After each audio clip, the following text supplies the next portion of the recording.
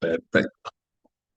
Bueno, hoy vamos a continuar ya con la unidad uno. Hoy nos va a tocar ver un tema bastante particular, ¿sí? Que se llama hipertensión endocraniana, ¿sí?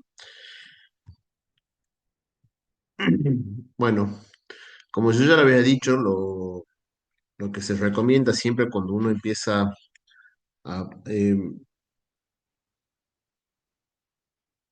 mm, ¿a ustedes les sale un cartel con letras rojas? ¿Perdón?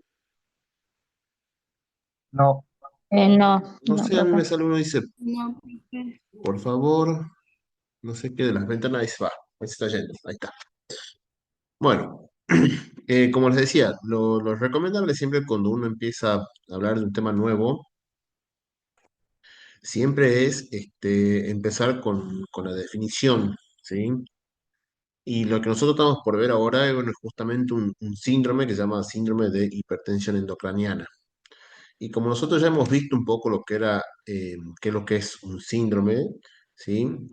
Ya podemos ir más o menos imaginándonos, digamos, a qué se refiere esto, del síndrome de hipertensión endocraniana, que justamente son signos y síntomas que se originan, digamos, por alguna perturbación que ha sufrido nuestro sistema nervioso, pero este, mm, esa perturbación va a surgir, digamos, por un conflicto de espacio. ¿Está bien? Tenemos que en el interior de nuestro cráneo vamos a encontrar tres grandes estructuras, ¿sí? Como ustedes ya saben, está el encéfalo, ¿sí? Que está ocupando casi el 90% del interior del cráneo.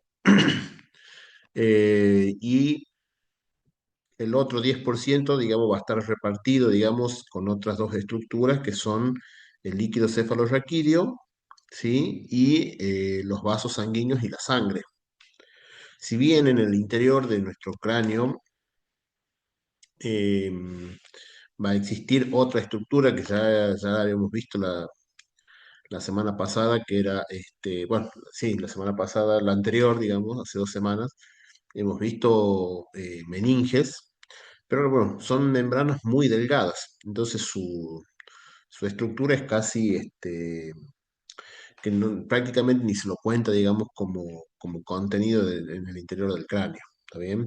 Entonces, los tres grandes estructuras que tenemos dentro del cráneo son el encéfalo, casi un 90%.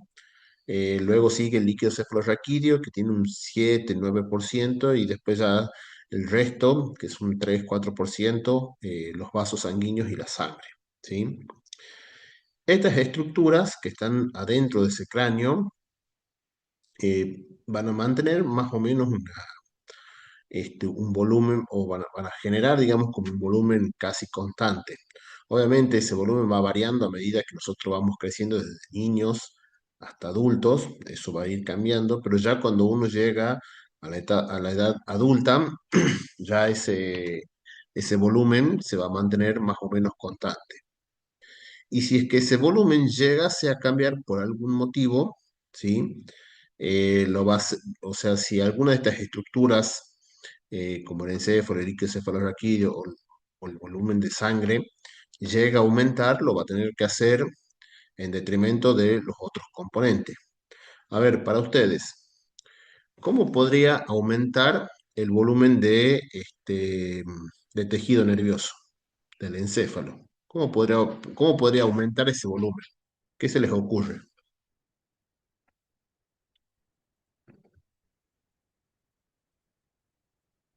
O sea, profe, cuando ya ha terminado de crecer y pasa algún acontecimiento que hace que se incremente, ¿por Sí, qué sería ¿por qué podría ser? ¿Qué se imagina? un accidente, no sé, algo así?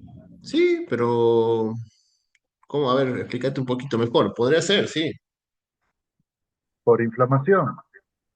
Ajá, bien, ¿qué más? Claro, por algún Yo me- traumatismo, digo. También.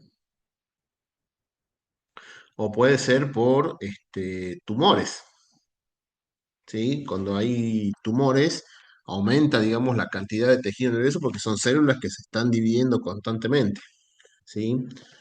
También el líquido cefalorraquídeo puede aumentar de volumen. En este caso, bueno, puede ser porque no haya una buena circulación, entonces se está acumulando y en lugar de estar circulando y siempre mantener un volumen constante, que es ese casi 10%, 9% que yo le decía que siempre está en el cráneo, si por algún motivo, digamos, esa circulación se detiene y no y está ingresando constantemente, digamos, líquido al cráneo, va a aumentar el volumen, ¿sí? Y lo mismo puede pasar con la sangre, ¿sí? Si algún vaso sanguíneo sufre algún daño, la sangre va a estar, eh, digamos, va a estar saliendo de los vasos sanguíneos y en el interior del cráneo va a aumentar la cantidad de sangre. Entonces va a estar aumentando ese volumen de sangre. ¿Está bien? ¿Por qué? Porque no está circulando, sino que va a empezar a quedar ahí en ese interior. ¿Está bien? Y eso sí puede pasar también, por ejemplo, por un traumatismo. ¿Está bien? O un accidente cerebrovascular que se rompa algún vaso sanguíneo. Entonces, de la relación, digamos, que van a tener estos tres componentes, ¿sí? De ahí va a surgir lo que nosotros llamamos presión intracraneal, ¿sí? Entonces estos tres componentes van a estar como empujando hacia afuera del cráneo, ¿sí? Y van a generar una presión, ¿sí? Y esa presión, obviamente, bueno, ya se la ha medido, tiene valores, digamos, que en los niños bueno, acá está también en el cuadro, para que yo no me equivoque por las unidades, por ahí yo me equivoco. Miren, los neonatos va de 1,5 a 6, el niño va de 3 a 7 milímetros de mercurio, esto es la unidad de medida, y ya en los adultos varía entre 10 y 15. O sea, nosotros tenemos como un rango, digamos, de presión normal en el interior del cráneo. ¿Está bien? Entonces, cuando se sale de ese rango, ¿sí? Por alguna causa, nosotros ya debemos estar hablando de que se ha perdido este equilibrio entre estos tres componentes, ¿sí? Y eso digamos, puede llegar a generar o un aumento de esa presión o una disminución de esa presión, ¿sí? En el caso de que ocurra una disminución de la presión, vamos a estar hablando de una hipotensión endocraniana, pero lo más común es que ocurra lo contrario, que aumente la presión. Entonces ahí vamos a estar hablando, bueno, justamente de la presión, hipertensión endocraniana, ¿sí? Entonces ya cuando superamos este valor, fíjense que en adultos lo normal era de 10 a 15, pero cuando superamos esos valores de 20 milímetros de mercurio, ya estamos hablando, bueno, justamente de un síndrome de hipertensión endocranial, ¿sí? Cuando ocurre algún accidente, y como estamos hablando de rangos, ¿sí? El cerebro, o mejor dicho, el sistema, digamos, va a tender a estabilizarse, ¿sí? Entonces puede ser que haya un pequeño aumento de sangre, pero dentro de todo el sistema lo va a poder soportar. Pero ya va a llegar un momento en que eso ya no va a poder soportarse más, ese aumento de presión, y ya pasamos a lo que es la hipertensión endocraniana, ¿sí? A ver qué más sigue. Bien. Bueno, hay varias formas, digamos, para monitorear, digamos, la presión en el interior del cráneo. Bueno, ahí tenemos algunos ejemplos, ¿no? Los catéter intraventricular, ¿sí? Yo creo que tenía algunos videos sobre esto. Ya voy a ver si no sé si están puestos acá en el Power, pero ya se lo voy a pasar también. Si es que no están acá en el Power, se los voy a pasar por la plataforma. Los voy a subir así ustedes los puedan ver. Tenemos, bueno, estos catéter intraventricular. Bueno, o sea, ahí se hace un agujerito en el cráneo, se introduce un catéter, ¿sí? Que es como un tubo bien finito, con un sensor para, bueno, justamente captar la presión que hay en el interior de los ventrículos, ¿sí? Acá tenemos otro que es el tornillo subdural y también tenemos estos sensores epidurales, ¿sí? Son distintos, digamos, sensores que se tiene para medir la presión en el interior o calcular la presión que hay en el interior del cráneo. Bueno, ahí tenemos para que ustedes vean cómo se realiza. Acá lo tenemos este que es el primero, ¿sí? El catéter intraventricular. Fíjense en que va directamente hacia los ventrículos, ¿sí? Em, ¿A dónde estoy? Ah, acá está. Bueno, ¿por qué la circulación sanguínea es tan importante o forma uno de los componentes importantes? Porque, bueno, nuestro cerebro es una de las partes, digamos, de nuestro cuerpo donde mayor consumo de energías hay, ¿sí? Eh, Prácticamente el encéfalo recibe, o sea, por cada, nuestro corazón cuando está bombeando sangre, ¿sí? Bueno, el 15% de esa sangre que sale del corazón va directamente hacia el cerebro, ¿sí? O sea, nosotros si nos tocamos nuestro corazón y sentimos un latido, bueno, de ese latido sale una cierta cantidad de sangre, bueno, el 15% va directamente hacia el encéfalo, ¿sí? Porque es un órgano, bueno, que necesita estar nutrido constantemente, ¿sí? E incluso necesitan mucho más nutrientes que los propios músculos, ¿sí? Entonces, va a llegar mucha sangre hasta nuestro cerebro. Otra cosa importante es que como llega, digamos, muchos nutrientes, esos nutrientes hay que utilizarlos, ¿sí? Tienen que oxidarse. Por lo tanto, también va a llegar una gran cantidad de concentración de oxígeno en esa sangre. El 20% de oxígeno que nosotros consumimos en cada inspiración que nosotros hacemos, el 20% del oxígeno va hacia nuestro encéfalo, ¿sí? Y el 25% total de la glucosa que hay en nuestra sangre va a ir a parar también a nuestro encéfalo. Entonces, tenemos que es un sistema que recibe una gran cantidad de sangre, ¿sí? A diferencia de otras partes de nuestro cuerpo, y por lo tanto la sangre acá va a ser un componente importante, ¿sí? O sea, sangre y vasos sanguíneos. Bueno, ¿qué es lo que puede llegar a causar esta hipertensión endocraniana? Bueno, son muchos los factores que pueden llegar a causar, pero bueno, los más importantes, por lo menos ya se ha hecho una estadística, digamos, y se ha visto que, bueno, las principales causas, ¿no? Son el traumatismo, los infartos, las hemorragias, neoplasia, las infecciones, ¿sí? Pero bueno, la lista continúa, pero estos son como las causas principales, ¿sí? A ver, ¿qué más teníamos acá? Ah, bueno, esto sí, bueno, los tumores producen, en el caso de las neoplasias y de los tumores, cuando se produce un aumento, digamos, de los tumores, de esas células cancerígenas empiezan a aumentar de tamaño, ¿qué es lo que van a causar? No tan solo van a causar la hipertensión endocranial, sino que pueden llegar a causar otras afecciones que van a tener nuestro sistema nervioso, que son, por ejemplo, las hernias encefálicas. Antes de empezar a hablar de eso, miren acá tenemos un fragmento de un cráneo.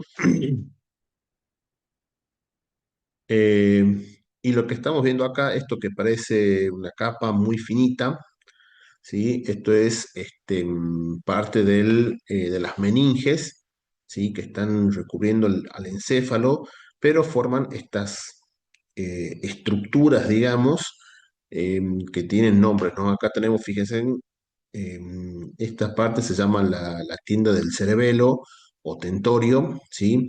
Que es un tabique, digamos, justamente que va a estar separando a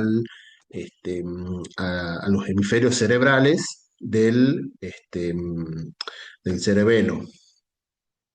Y después tenemos esta que está acá en el medio, que va a ingresar, digamos, entre los dos hemisferios, que se llama la hoz del cerebro, ¿sí? Es un tabique que va a estar entre los dos hemisferios.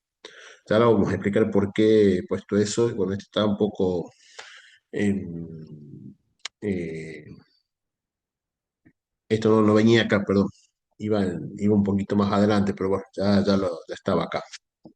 Miren, acá tenemos, bueno, justamente esto lo que le explicaba, que hay unas prolongaciones justamente de las meninges que van a formar estas estructuras, ¿sí? Que van a ser, que se introducen, digamos, donde están la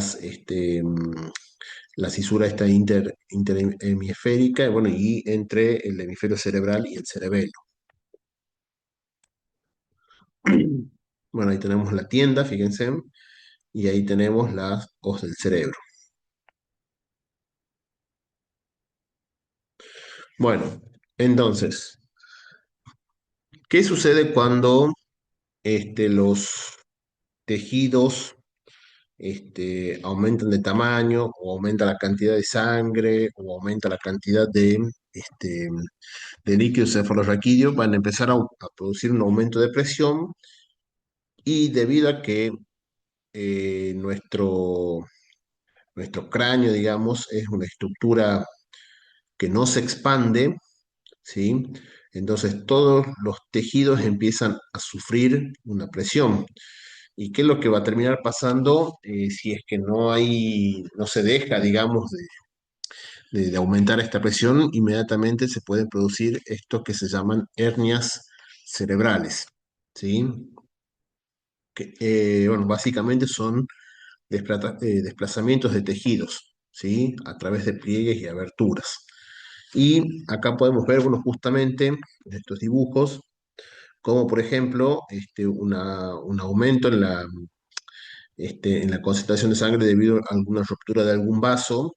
Entonces vemos acá la sangre que se ha empezado a acumular y cómo lentamente va empujando, ¿sí? al tejido del cerebral. Y bueno, y justamente las distintas partes del cerebro empiezan a proyectarse, ¿sí? Empiezan a desplazarse y esos desplazamientos es lo que nosotros vamos a llamar hernias cerebrales. Bueno, hay una clasificación para las hernias cerebrales, ¿sí? Este, ahí está. Estas, bueno, justamente, bueno, hacen referencia eh, hacia el lugar donde se va a desplazar ese tejido cerebral, ¿sí? Entonces, la primera, tenemos esta que es la hernia supracallosa o del cíngulo, ¿sí? Eh, Ahí podemos ver, bueno, justamente cómo, fíjense acá que hay un tumor cerebral y ese aumento de tejido está empujando, fíjense que acá tendría que estar el hemisferio, sería el hemisferio izquierdo y el derecho. Piensen cómo el derecho va sobre perdón, el izquierdo va sobre el derecho, ¿sí? Entonces está empujando lo que es la hoz del cerebro, que es ese, mm, esa parte, digamos, eh, de las meninges que estaban entre los hemisferios, entonces lo está empujando y empieza a ocupar, digamos, espacios del otro hemisferio, ¿sí?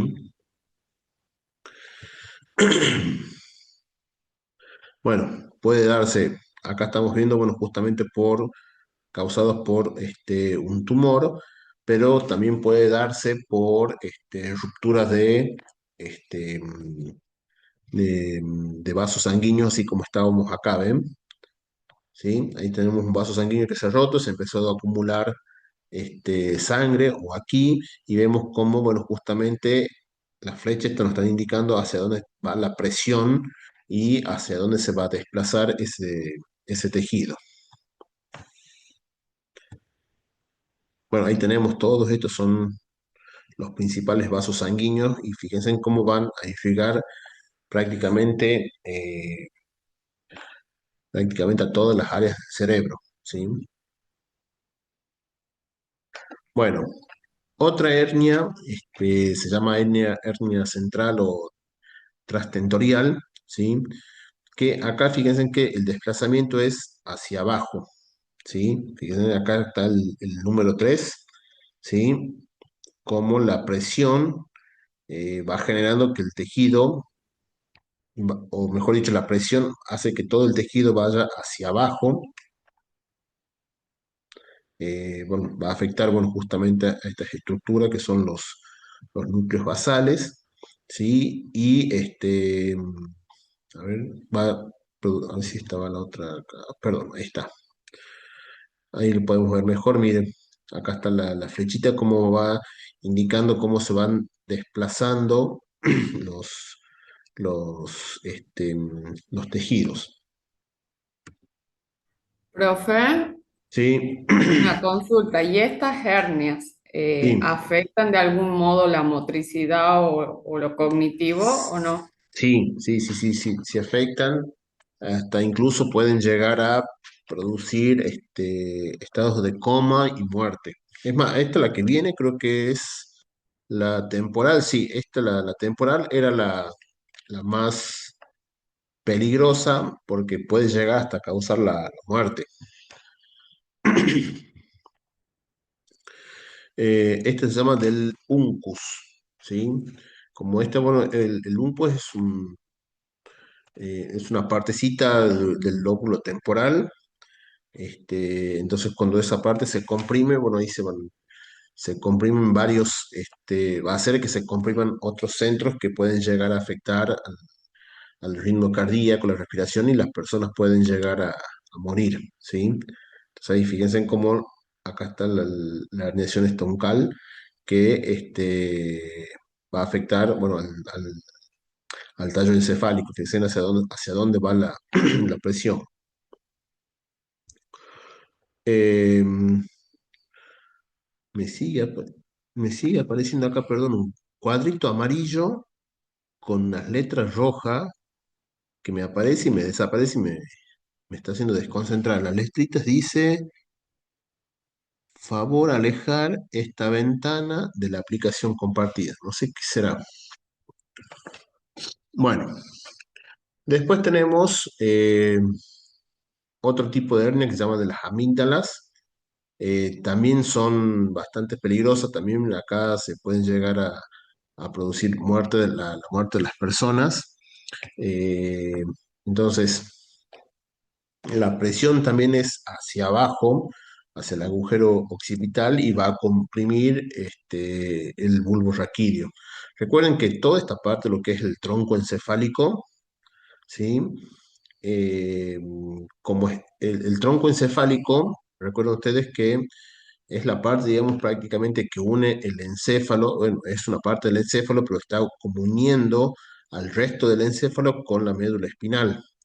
Por lo tanto, por ahí van a estar pasando una gran cantidad de nervios que vienen desde todas las partes de nuestro cuerpo, o la mayoría de esos nervios, para pasar después al encéfalo. Entonces, una compresión acá en estos sectores puede llegar a ser catastrófico para las personas, ¿sí? Porque ahí recuerden que tenemos en toda esta zona, tenemos los centros de control de la respiración, de la circulación, entonces va a afectar mucho lo que es la fisiología del cuerpo humano en general.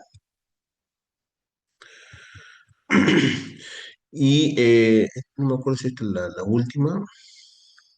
A ver. Bueno, después hay otra que es ascendente. Nosotros hace un rato estábamos viendo que iban como hacia los costados o hacia abajo. Bueno, acá ya tenemos una que es ascendente. Bueno, que va a comprimir, bueno, justamente ciertas partes como el acueducto de Silvio.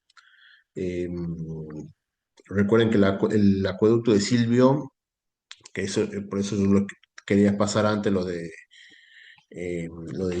líquido cefalorraquídeo, el acueducto de Silvio, es como un tubito que va a estar conectando los ventrículos cerebrales y por ahí va a estar circulando líquido cefalorraquídeo. Entonces, si ese conducto se comprime, vamos a estar evitando que haya una circulación de líquido cefalorraquídeo y por lo tanto puede llegar a terminar en una hidrocefalia. O sea, primero lo que va a producir, obviamente, al acumularse el líquido, va a producir una hipertensión endocraniana, pero si eso continúa, puede terminar derivando en una hidrocefalia, ¿sí? Junto con compresión de vasos sanguíneos, ¿sí? Que eso puede llegar a ser todavía más catastrófico para la persona. Y la última, ya son las hernias extracraneales, donde ya el desplazamiento no es hacia el interior del, del sistema nervioso, o sea, no va a ir ni hacia los costados, sino que esto va a salir hacia afuera del cráneo. Pero esto ya obviamente se va a producir cuando hay una ruptura de los huesos craneales y por lo tanto el tejido craneal va a salir hacia afuera, ¿sí? O sea, tiene que producirse una ruptura entre las articulaciones de los huesos del cráneo o tiene que haber una perforación. Entonces ahí va a estar saliendo, bueno, justamente el tejido cerebral. Entonces a esta se la llama fungus cerebri, supuestamente porque tiene forma de hongo. Uy, a ver si no pasa la... Ahí está. Ahí fíjense en que ahí tenemos el hueso y fíjense cómo ha salido acá un poco em, de tejido cerebral, ¿sí? Por eso se da por la ruptura del cráneo. Esto puede ser por algún trauma o intervenciones quirúrgicas donde se tiene que abrir huesos del cráneo y eso después no se suelda o no se suelda bien. Entonces la presión hace que salga tejido hacia afuera. Acá están es un resumen de todas estas hernias cerebrales. En el final, ustedes no se hagan problema porque esto yo no, con que ustedes me digan qué es lo que es una hernia cerebral es suficiente y alguna de las causas nada más.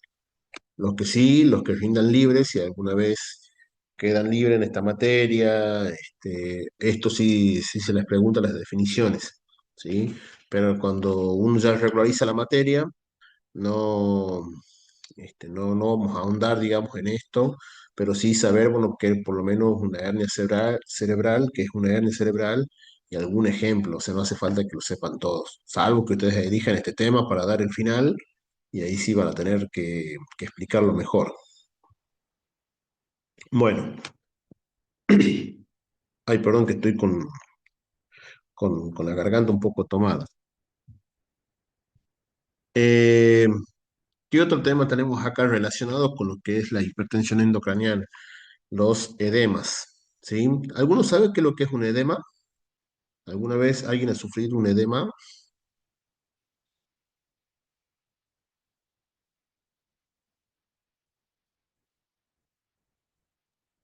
Yo estoy No, seguro que profe. sí. Profe, ¿no es como una hinchazón de líquido o Claro, algo así? es lo que nosotros llamamos comúnmente una hinchazón.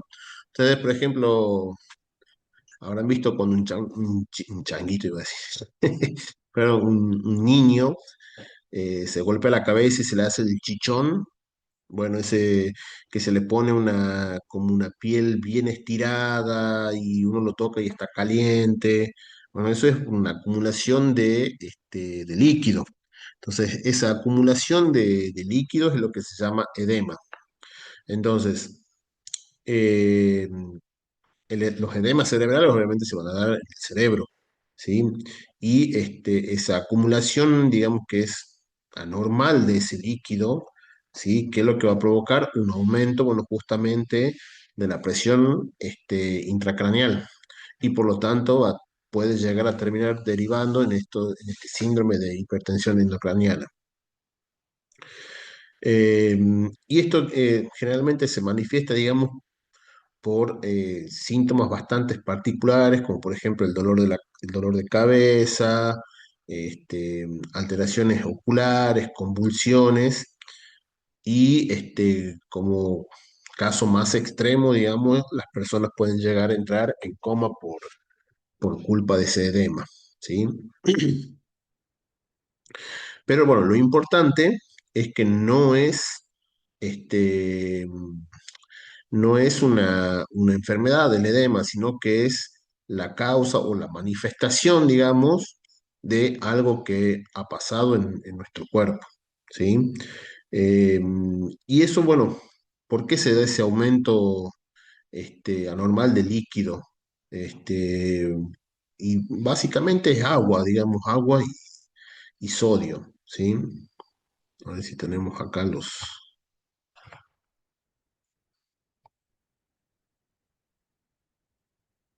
Uy, perdón. Ahí tenemos los distintos tipos de edema. Hay varias clasificaciones, ¿sí? Pero nosotros vamos a tomar estas tres porque son, por decirlo de alguna forma, las más simples de entender y las más genéricas, digamos. Después, cada una empieza como a subdividirse o hasta incluso hay otras que no entran en estas categorías, pero eso ya se debe al sistema de clasificación. O sea, hay varias formas de clasificarlas, pero nosotros vamos a ver estas tres nada más, ¿sí? Que son las más sencillas.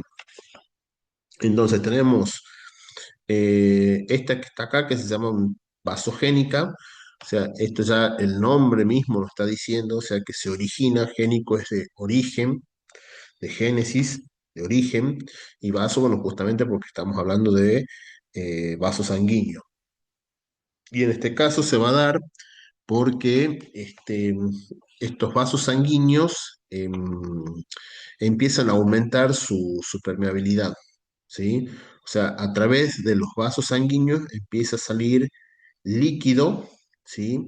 Y ese líquido empieza a aumentar, digamos, por fuera del vaso sanguíneo, en ese espacio extravascular, y va a afectar, bueno, justamente a la barrera hematoencefálica, ¿sí? Entonces, eh, generalmente, digamos, este tipo de edema, o sea, el edema vasogénico, generalmente se va a estar dando por estas causas que tenemos acá, por eso dicen correlación clínica, se van a dar, bueno, justamente por tumores cerebrales o trauma craneal, ¿sí? O sea, por golpes, no por los que le han hecho a ustedes, ¿sí? Eh, el otro tipo de edema, no se rían, ¿no? No me estoy riendo solo, ¿no? Bueno, el otro tipo de edema se llama citotóxico o también lo pueden llegar a encontrar con el nombre de edema celular. Y acá también, digamos, se va a dar una acumulación, digamos, de líquido, pero se da porque las células, ¿sí? Empiezan a tener fallos, ¿sí? La membrana celular, ¿sí? De estas, empiezan a fallar sus bombas. ¿Se acuerdan que nosotros veíamos la bomba de sodio-potasio, los canales iónicos que veíamos en neurología? Bueno, cuando empiezan a fallar estos iones, estos canales, eh, la célula empieza a aumentar, digamos, en su interior la concentración de solutos. Entonces, como el interior de la célula se hace mucho más concentrado, el agua que está en el exterior de la célula comienza a eh, entrar hacia la célula, ¿sí? ¿Y por qué se da este tipo de edema? Bueno, justamente por hipoxia, o sea, cuando llega poco oxígeno a nuestro cerebro, las células empiezan a fallar, fallan estos mecanismos, o mejor dicho, el funcionamiento de esas bombas y canales, y empiezan a